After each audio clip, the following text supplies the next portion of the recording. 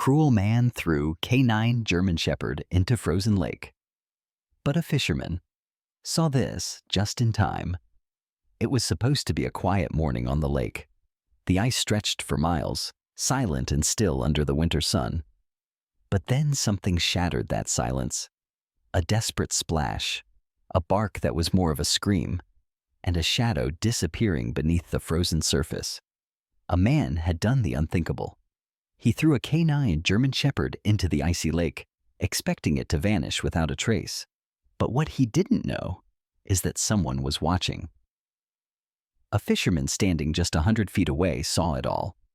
And what he did next changed Tietz not only the life of the drowning dog, but the course of both their destinies.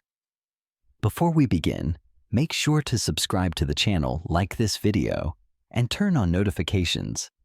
This helps us bring more powerful and emotional true stories like this one to you every week.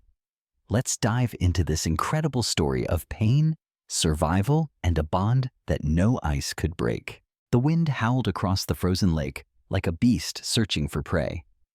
It was early morning, the kind of cold that made even the trees groan. Fishermen knew better than to be out there alone. But Elias Al-Rami wasn't most men. Wrapped in a thick wool coat, his breath fogging with each exhale, Elias adjusted his fishing rod and lowered the line through a perfectly drilled hole. The rhythmic clicking of the reel was the only sound competing with the distant wind. He wasn't out here just to fish. The lake, for him, was silence. Refuge. After surviving 25 years in oil boardrooms and government councils, Elias, once a feared Arab CEO known as the Falcon of Riyadh, had walked away from all of it. He had chosen this frozen corner of Michigan, far from palaces and private jets, to rediscover who he really was. But that morning, something shattered the calm. A splash. Too loud. Too sharp. Not the crack of ice, not the plunk of a fish. Elias stood up slowly, scanning the edge of the lake where the woods thinned out near the frozen shore. That's when he saw it. A black figure thrashing violently in a jagged hole in the ice, and someone running away. At first, he thought it was a deer. But no. The ears, the shape, the desperation in its fight. A dog. A German Shepherd. No, a canine.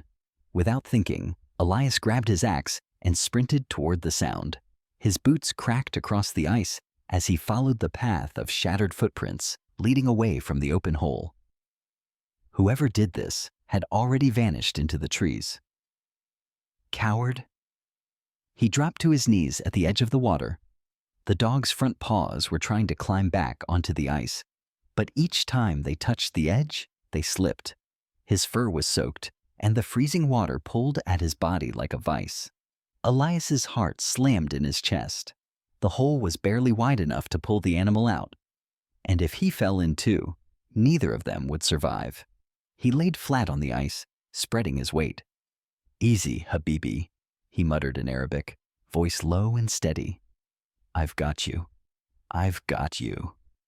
The dog's eyes locked onto his. There was no aggression, only a silent plea. He was trained, clearly, but utterly spent.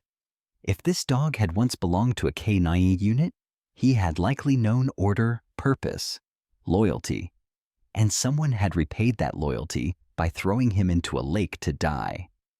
Elias gritted his teeth, braced his feet against the ice, and lunged forward. His hand gripped the dog's collar. He pulled. The shepherd yelped in pain as Elias Mamersabers dragged him across the jagged edge, cutting his forelegs on the ice. Elias didn't stop. The dog collapsed beside him, shivering violently, unable to stand. "You're safe now," Elias whispered, pulling off his coat and wrapping it around the trembling animal. "I promise you, I will not let this be your end." He looked out toward the woods where the figure had disappeared. Rage bubbled in his chest. He hadn't left his empire behind just to become a silent witness to cruelty. That man, whoever he was, had made a mistake. A terrible one. The German Shepherd coughed, water sputtering from his lungs, and nudged his head weakly into Elias's side. That small movement broke something inside him. He hadn't felt this connection in years, since before the betrayal in his company, before his brother sold him out, before he stopped trusting anyone. And now, this broken creature, thrown away like garbage, was clinging to him for warmth and for life. Elias tightened the coat around them both, shielding the dog from the wind, and whispered into the frozen air, "We're not done. Not you, not me." As snow began to fall again, softly this time, the frozen lake was no longer silent. A story had begun, one born of cruelty, but fueled by courage. Elias kicked open the cabin door with his boot, snow falling from his coat as he cradled the wet, trembling shepherd in his arms. The wood stove crackled in the corner, its warmth creeping across the room like a slow tide. But it wasn't fast enough. He laid the dog gently on a blanket beside the fire, then hurried to fetch towels, warm water, and a thick quilt. His fingers shook as he worked, not from the bund, but from the fury that still hadn't left his chest. The dog, despite his condition, didn't growl, didn't snap, didn't resist. His eyes followed Elias, alert but quiet, as if trying to calculate whether this new human would hurt or heal.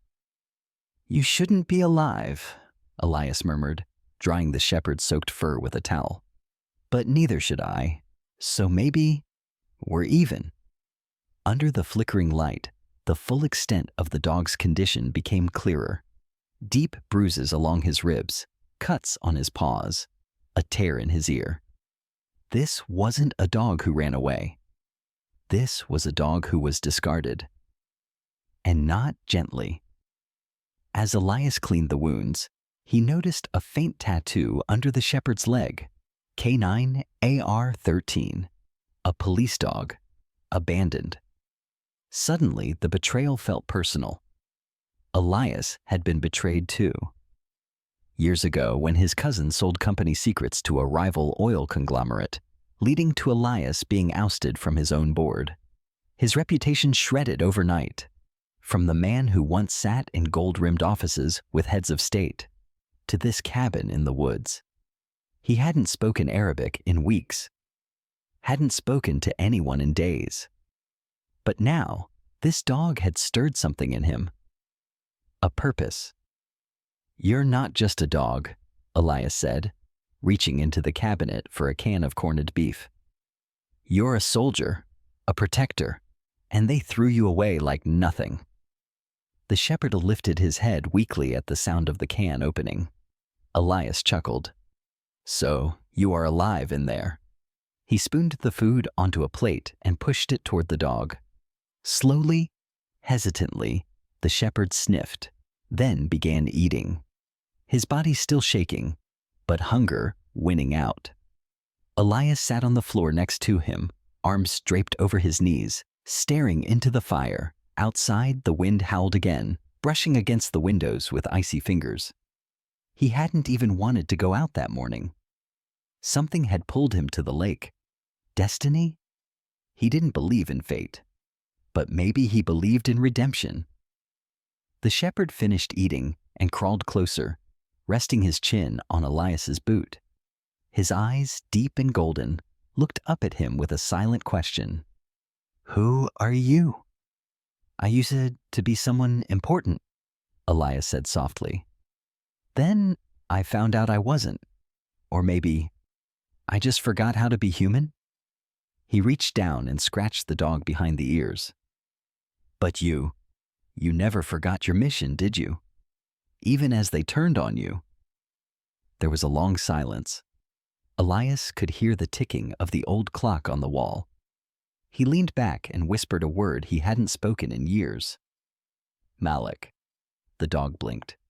"That was my father's name," Elias said. "Means king. I think it suits you." The dog, Malik now, let out a soft huff, almost a sigh. That night, Elias didn't sleep in his bed. He stayed on the floor next to the shepherd, wrapped in the quilt, listening to the storm rage outside and the quiet breathing of the only soul who had looked at him without judgment in a very long time. He knew one thing: whoever threw Malik into that lake didn't do it on impulse. It was cold, calculated, and Elias wanted to know why. But he also knew that healing would take time, not just for Malik, but for himself. He didn't need a throne or a skyline office to feel powerful again. He just needed to make this dog whole. And maybe, in doing that, he'd learn how to forgive himself too. The fire burned low, the storm howled, and in a small cabin, tucked in the wilderness, two broken warriors, one man, one dog, took their first steps towards something neither of them thought they'd find again: hope. By sunrise, Malik was standing. His legs trembled under the weight of his own body, but the shepherd didn't collapse. Elias watched, still half wrapped in the quilt, as Malik limped across the wooden floor toward the door. The dog stopped, looked back, then turned his snout toward the doorknob. "You want to go out?" Elias asked. "After yesterday?" But he understood. Some wounds needed fresh air, some instincts, the soldier's kind, never faded. Elias pulled on his boots and coat, then opened the door. The air was bitter, slicing into his face, but Malik didn't hesitate. He padded down the cabin steps, stopping in the fresh snow to sniff the wind.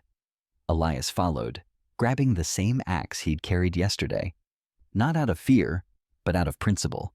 He didn't intend to be unarmed if they ran into him, because Elias couldn't stop thinking about the man in the woods, the one who had run. He remembered the shape, the movement. A tall man in a long coat, possibly gray or dark green. Elias had spent years studying people, at negotiating tables, in war rooms, in secretive backdoor deals across the Gulf. He could read posture like a book. That man had been running from guilt, not just from being seen. They reached the edge of the lake again. The hole in the ice was already starting to refreeze. Elias noticed Malik pause, then growl, low and steady, staring at the spot. "I know," Elias said, gripping the axe tighter. "But not today." That chapter's closed. They turned back toward the woods. But Malik suddenly veered off, nose to the ground, tail stiff. Tracks.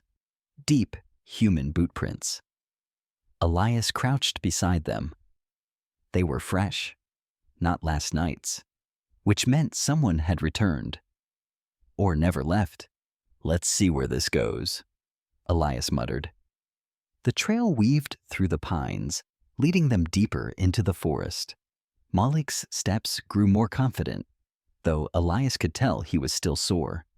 He admired the dog's grit, his refusal to surrender. It reminded Elias of his younger self, the man who'd built an oil empire from nothing in the outskirts of Dhahran, who'd lost it all when trust turned to betrayal. And now he was trailing a stranger through snow with a battered canine he'd known for less than 24 hours. And it felt more right than anything had in years. After about 20 minutes, the tracks led to a clearing. A battered red pickup truck sat partially buried in snow, its tires flat, its back windows smashed. Malik stopped cold. A low whine escaped his throat. Elias crouched beside him. "What is it?"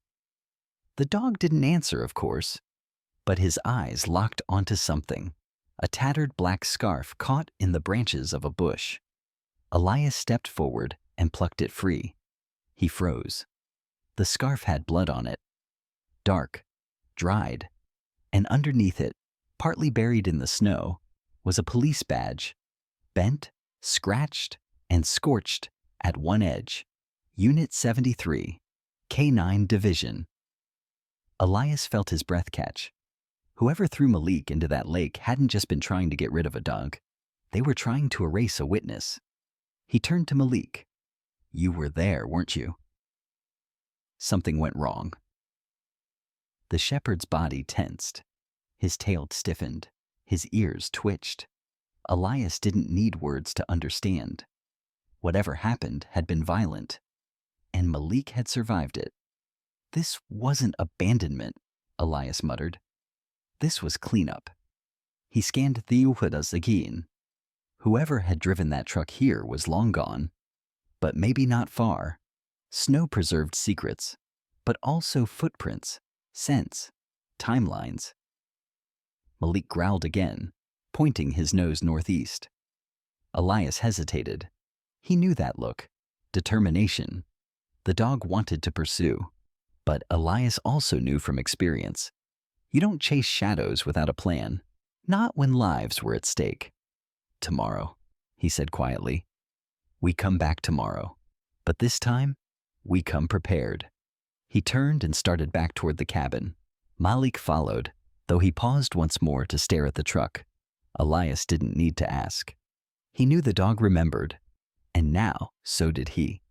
This wasn't just about saving a life anymore. It was about uncovering a truth someone had buried in the snow.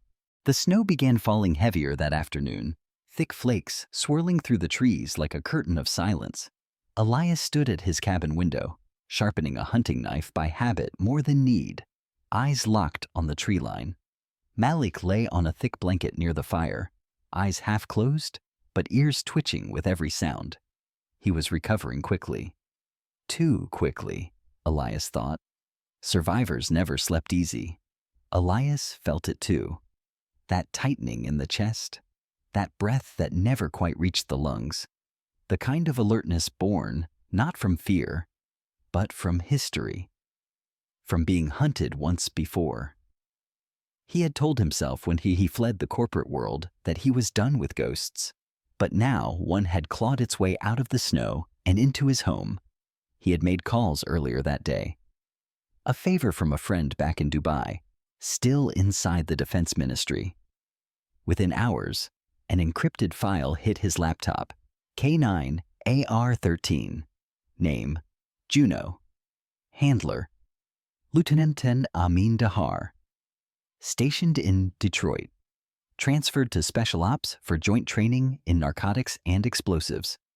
Last logged operation, January 3rd. Marked MIA, January 6th. Case status, closed due to lack of evidence. It was now January 18th. Juno had been listed as dead. But he wasn't dead. He was curled beside Elias's fireplace, breathing slow and steady. His eyes scanning the room like a soldier who couldn't stop guarding even when the war was over. Elias looked at the dog. Juno, huh? That your name? No response. Malik still suits you better. He left the window and crouched beside the shepherd. You saw something you weren't supposed to. That's why they tried to erase you. But they didn't know you'd live. Malik looked up at him, that same gold stare, unwavering. A gust of wind shook the window. Elias froze. It wasn't just the storm. There was a sound underneath it, tires crunching snow. He moved swiftly to the front door and opened it just a crack. A black SUV was pulling off the main road, its headlights dimmed. Nobody visited this place unannounced. He turned to Malik. Stay. But Malik was already rising. The SUV stopped about 40 feet from the cabin. Two men stepped out, both wearing dark coats, boots polished clean, no snow on their hoods, government types. Or worse, Elias stepped out onto the porch. You're lost, he called out. One of them smiled. Mr. Al-Rami, we're with Homeland. Mind if we have a word? He noticed the second man's hand hover near his coat pocket. Elias's voice dropped. I haven't used that name in a long time. You were seen at the lake. There was an incident. A canine dog. We're just checking in. You're late, Elias said coldly. The dog almost died. Where is he now? Elias didn't answer, but Malik did. He stepped out of the cabin, his muscles tight, his posture rigid. No growl, no bark. Just that stillness before a storm. The taller agent stiffened. That dog's government property. Elias narrowed his eyes. Funny, you weren't there when he was drowning. The men stepped forward. Elias didn't move. He stays with me. He's evidence in an ongoing investigation, the man replied flatly. A liability. A witness, Elias corrected. And if he talks or bites, you may not like what comes out. A moment passed. The wind screamed between them. The second agent spoke for the first time. You know this could get complicated, sir. It already is, Elias said. And let me be clear. You try to touch that dog again, and I'll call every media outlet I still have connections to, starting with the ones that owe me favors in Al Jazeera and Washington. The taller man hesitated, then nodded slowly. We'll be back. With paperwork. Elias smiled thinly. Bring lawyers, too. I like an audience. They turned and walked back to the SUV. As it disappeared into the woods, Elias exhaled. Malik stood beside him, calm but alert. You just declared war, Elias whispered to him. I hope you're ready. Malik's tail moved once, not wagging, just steady, like he understood. They both did. And whatever truth had been buried in Detroit was about to be dug up in the snow. The fire crackled in the corner of the cabin, but neither Elias nor Malik was focused on the warmth. Elias sat at his desk, face lit by the soft blue glow of his laptop screen. Files flickered open one by one, each one a piece of a larger puzzle. He hadn't used his old intelligence contacts in years, but now he called in favors like someone gambling with his final chips. Malik lay by the fire, silent but alert, his ears tilting with each click of Elias's keyboard. The dog's body had regained strength, but his eyes remained shadowed by something deeper. Memory. Trauma. Elias knew that look. He had seen it in mirrors. After the fall of his company, after the headlines, after the betrayal by his own blood, now it was Malik who carried that weight, and Elias had made a promise, not just to protect him, but to clear him. The information he uncovered that night chilled him more than the snowstorm outside. Lieutenant Amin Dahar, Malik's handler, had been under investigation for illegal drug seizures, not just dirty money, but drugs going missing from evidence rooms, suspects disappearing, raids conducted without backup. The final report said Dahar died in an explosion during a warehouse raid. Fire. No witnesses. Except there was a witness. Malik. Elias stared at the crime scene photos. There it was. A collapsed steel structure. Ashes. Rubble. And near the back, barely visible, a scorched K9 vest. Malik had survived that fire, and someone had gone to a lot of trouble to make sure no one knew. A new theory began to form in Elias's mind, one darker than before. What if they tried to kill both of you? Elias whispered. Malik's ears perked. He turned the laptop toward the dog, as if the images might trigger a reaction. And they did. Malik stood, approached the screen, then froze. A photo of a man in uniform, Amin Dahar. Malik stared at the image, then whimpered. Elias leaned forward. He was your partner, wasn't he? The shepherd lowered his head, touching the screen softly with his snout. He died in that fire, Elias murmured, almost to himself. And they tried to silence you, to erase any link between you and what Dahar was doing. But Malik had survived, and had seen something important. Elias tapped his fingers on the desk.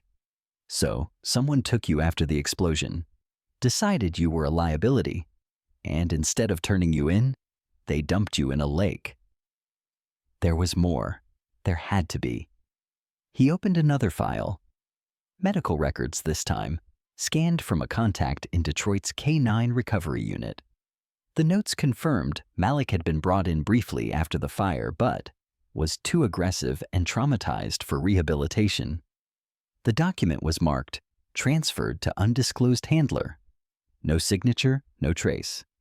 That's when the realization hit Elias like a punch to the chest.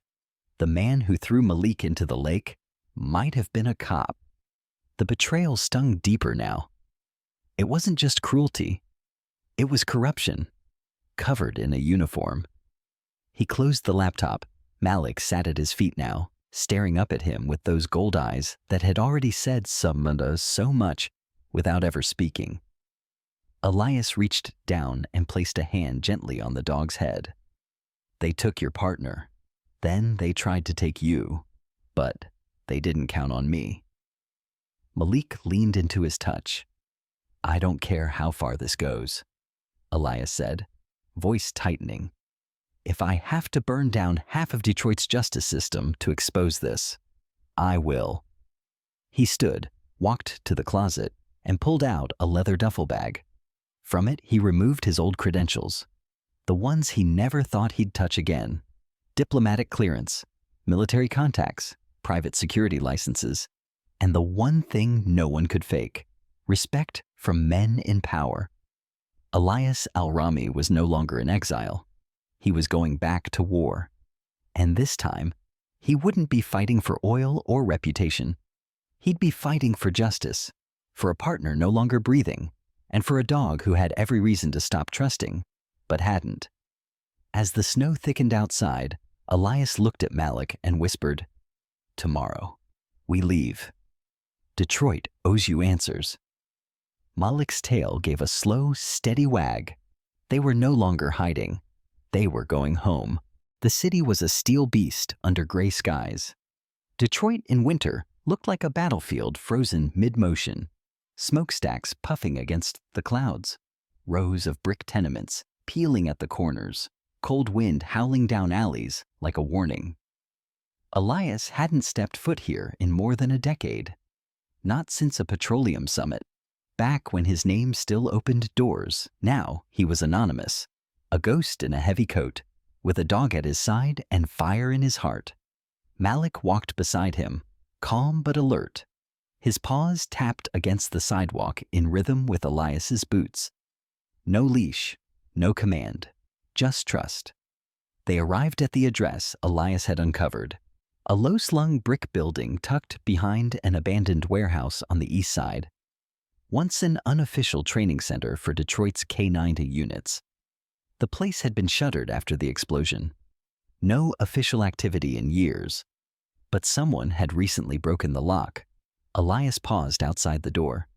This is where it ends, he whispered. Malik whined softly, nose twitching. He remembered this place. Maybe not in detail, but in scent, in emotion. It lived somewhere beneath the scars. Elias pushed the door open. The air inside was heavy with dust and silence. Desks overturned. Faded training posters still stapled to the walls. Bootprints in the grime. Someone had been here recently. They moved cautiously through the shadows, Malik taking the lead now.